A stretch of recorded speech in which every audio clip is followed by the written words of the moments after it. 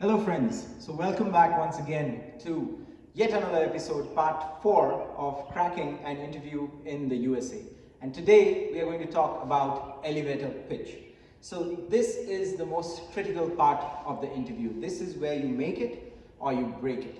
So you must have heard that quote a million times, right? The first impression is the last impression. Well friends, that has changed. Now the new quote is, you never get a second chance to create a first impression. So this is where you create the first impression. This is where you can bring out the wow from the interviewer. Now the elevator pitch is going to be as direct as, give me your elevator pitch, or they could ask it to you in a different way, saying, tell me something about yourself and how you relate your skills to this position, or why have you applied for this position? What interests you in a company? So these are the various ways in which they can put the first question to you. Now, most people tend to go soft on this, right? But don't go soft on this question. Go hard, go full throttle. So you have worked through multiple CVs and you have made so many applications, and finally they have called you for an interview. So there's nothing to be shy about. You know, the reason they have called you for this interview is you meet the educational requirements, you meet the experience requirements, you meet the required skills and competencies. So you meet almost all the criteria. That is why they have called you to the interview. So be confident and give it your best shot. Okay, let's talk about the components of the elevator pitch. So there are 5 key components here. Let's see. The first one is your industry. What have you worked in the past? Is your industry related to IT? Is it related to public accounting? Is it related to manufacturing? Is it a non-profit industry? You need to talk about your industry. Next is the number of years of experience. Now, you need to be very diplomatic in this. If the position requires 2 years of experience, and there's no point mentioning that you have a decade of experience, things like that can backfire. So just mention that you have over 5+ years of experience instead of saying you have a decade of experience when the requirement is for 2+ years.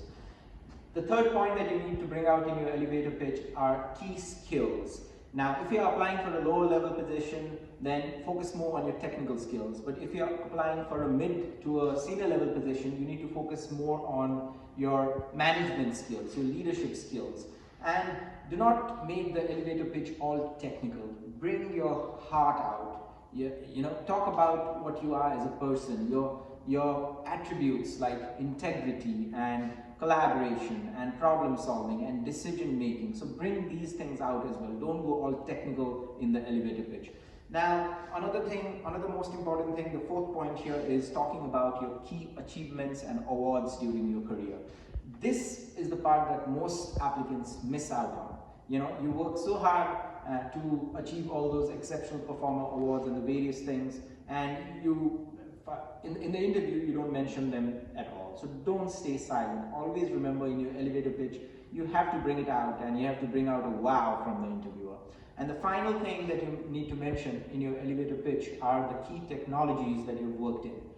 Advanced Excel, SAP, ERPs, QuickBooks, agile methodology, so the various softwares that you have worked in. But because remember, it's a cloud-based world today, and no matter how good your technical skills are, they're looking for someone who has worked in softwares, whatever be the profession. So once you master these 5 key areas, you've got your elevator pitch right. Let's talk about the duration of the elevator pitch. Now, the normal trend is 2 minutes, but drawing from my past experiences, I can tell you that you can go much beyond that, as long as you've got good weight in your material.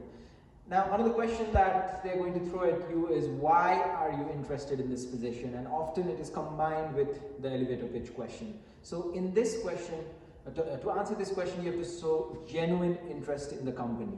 Tell them, compliment them on having an excellent website. Tell them that they have this many thousand employees and they have branches in this many countries, and relate that to your past job experiences, telling them that I worked for a similar organization which had this many employees and which worked in so many other locations. Create a link between the job that you've done in the past and the requirements that they are asking for. Now, for example, let's say if you're applying for a position at Columbia University, so you could say that I'm very impressed by your prodigious alumni such as Barack Obama. So they like to hear good things about themselves. So compliment about the organization and show genuine interest in their core values and beliefs. So friends, the key here is to remember to personalize your elevator pitch according to the different roles that you are applying for, and practice delivering it confidently so that you can create a lasting impression on your employer. So today we are going to do a demo interview for the position of assistant controller, and we are going to focus on the elevator pitch today. Okay, so Ram, welcome to the interview, and tell us something about yourself. We are really impressed with your profile, with your CV, and we really want to hear what interests you in the company, and tell us a little bit more about yourself. Okay, thank you, Gaurav, and giving me an opportunity to express my candidacy to your organizations. Talking about myself, I'm an experienced financial analyst with 10 plus years of experience, and I'm doing different type of analysis like variance analysis and ratio analysis, financial modeling, and financial reporting. And throughout these years, I am quite much confident so that I can make a difference in my workplace, and that is my confidence regarding myself. And talking about my academic background, I'm MBA graduate and and I'm doing MBA, currently doing another MBA. And talking about my technical skills, I have worked in various accounting softwares like Tally, QuickBook, Kumari, and other ERP systems, and my ability to effectively handle the tools like MS Office, including Excel, PowerPoint, and other Power BI tools, and take the insights from them and present to the top management, and my ability to collaborate with functional teams, cross-functional teams, and my dedication to work and ability to meet the deadline really helps me to perform my jobs effectively. And I think my skills and ability to perform the jobs related to financial account really helpful for the organizations and the job role. You posted that, so I'm interested.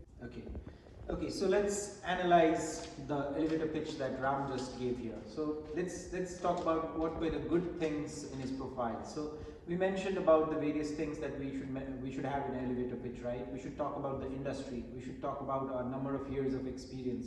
We should talk about the skills that we bring to the position. We should talk about our key achievements and awards, and we should talk about the various technologies that we are adept with. So listening to him talk about his experiences, I could not get a grasp of the actual industry that he had worked in. And the position is that for an assistant controller. So you need to be talking more about accounting, about about receivables, about GAAP, right? Where have you worked? Have you worked in the US market? Are you familiar with US GAAPs? So have you worked in an ERP, and have you overseen any other staff? Did you lead anybody in that position? A controller position is going to lead various accountants and officers. So that leadership part was completely missing. What was the size of the budget that he handled? Did he talk about the budget? That part was completely missing. And did he oversee the accounts of one organization or multiple branches? Was it spread out in multiple countries? How many clients reported to that organization? That part was also completely missing. Let's see whether he highlighted some of the key achievements in his career. What had he done in his past role that was rewarded or recognized, and what is that exceptional quality he's going to bring to that table? Did he touch on that? That part was also missing. So he got the soft skills right. He talked about his collaboration skills, and he also talked about the various softwares that he worked in. So basically the thing here is the elevator pitch still lacks a punch. There's so much more that we can add to it. Let's do another take at it. Okay, we are doing a retake after a lot of practice. So Ram, tell us something about yourself and what interests you in this position. Thank you, Gaurav, for this opportunity. I'm dedicated professional financial analyst with 10 plus years of experience in financial consulting services, which is based in Asia and serving more than 300 plus clients per year, and our revenue is $30 million per year. And throughout my career, our service basically includes I have done financial analysis, financial reporting, handling of account receivable and payables, handling payables of clients, and doing the complex account reconciliations for the clients. And throughout this year, my one of the key achievements includes that I'm able to drive bring efficiency in my clients' organizations so that they are able to increase their revenue, and by cutting their costs, so they are making profitable themselves. And because of that reasons, our company is really able to retain our customers by more than 80%. So our customer retention is increased by more than 300%. So our revenue is increased by more than 300% in past 4 years. So it is quite a good number.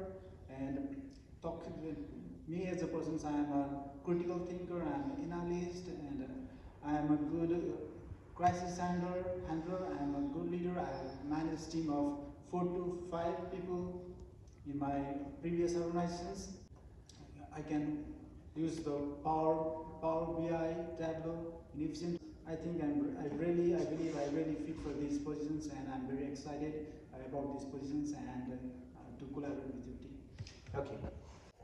Okay, so this brings us to the end of part 4, and today we discussed the elevator pitch in detail. So friends, the key here is practice. With practice, you'll get better and better, and I can't wait to hear about your success stories. In the next part, we'll be covering cover letters, how to write a good cover letter, and I really can't wait to see your journey from here to here. So see you on the other side on part 5, and believe in the right karma.